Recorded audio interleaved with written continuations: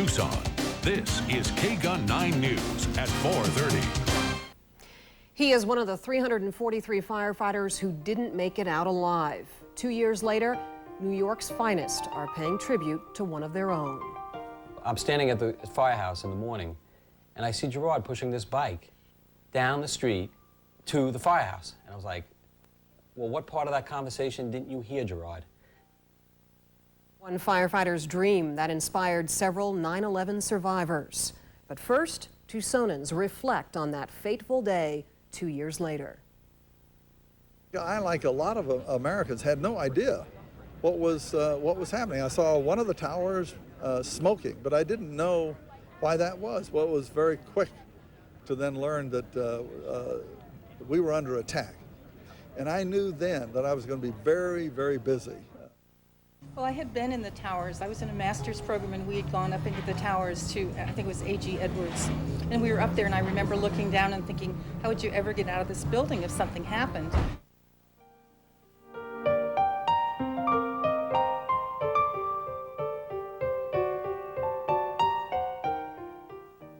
You're watching K-Gun 9 News at 4:30. Dealing with the grief from 9/11, millions have found ways to push past the pain while honoring both the victims and the heroes. The same is true for a particular New York firehouse. Guy Atchley gets to the point. Gerard Baptiste loved fighting fires. He loved Lower Manhattan, and he was into motorcycles. Baptiste did not make it out of the North Tower alive. America remembers him as a hero. Those who worked with him remember a clean-cut kid with a run-down bike. He only paid $100 for it, so that was the good part. He at least got off easy on the price, and the guy that owned it was heading out of town and just wanted to unload it.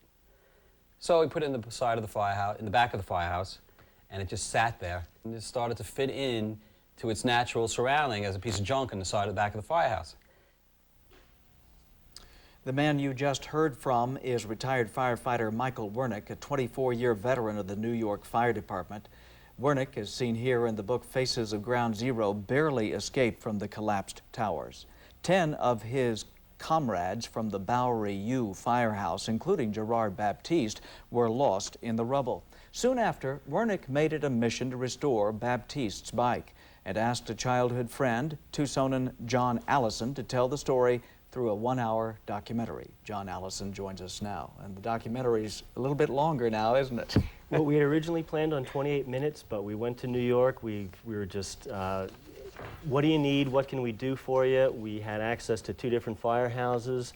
We had access, we got permission to film at the World Trade Center site, and things just started to click for us. It was incredible. So we wound up with 14 hours of footage. So here we are now, back in Tucson, trying to get it all together, tell the story. You never met Gerard? No, he was one of the younger guys in the firehouse, and for years I lived just right next to the firehouse. Oh, really? Okay. Yeah. And I had already moved here. I moved to Tucson about 7 years ago, and he had only been at that latter company for about a year. Okay. Tell us about the bike.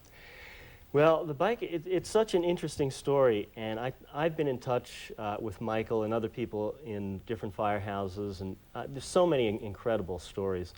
But it was just so compelling how many people really came together. Everybody felt an incredible desire to do something. What could I do? What could I do? Anybody that was asked to participate or that found out about the bike jumped on the bandwagon. I see a decal there. That's the Bowery U mascot. That's the station house. It's in the neighborhood of New York University, and a little bit from the Bowery Boys, from the 50s black and white comedy. So Bowery University, the Bowery Bum. What does Gerard's family think about all this?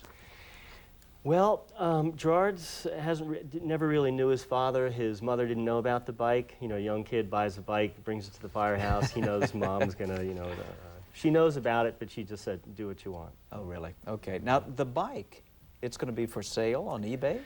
Well, that's true. It was listed on eBay. The auction ended just a couple hours ago. I checked on it. There were 3 bids. 2 of them were from me. The reserve was not met, a reserve of $10,000. Nobody knows about this bike. That was our main concern for doing the documentary, to tell this story. So if anybody is interested in acquiring the bike, get in touch with you guys here and get in touch with me if you want it. And very quickly, tell us about the documentary as to how people can see it. Well, we hope in the next couple of weeks to premiere it here in Tucson somewhere and invite, fire department employees, and we'll invite you guys. And we'll try and get the word out there. But we're a couple of weeks out.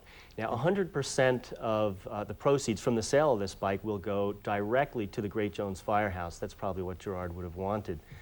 And right now, we're just at Access Tucson, me and Tim O'Grady, my instructor there. He's the guy. I just finished taking a course there, and I said, he's the guy to come with me to New York. I wish we could keep talking, but we're out of time. Okay. Thank you very much, John Allison. Great, thank you. Colleen.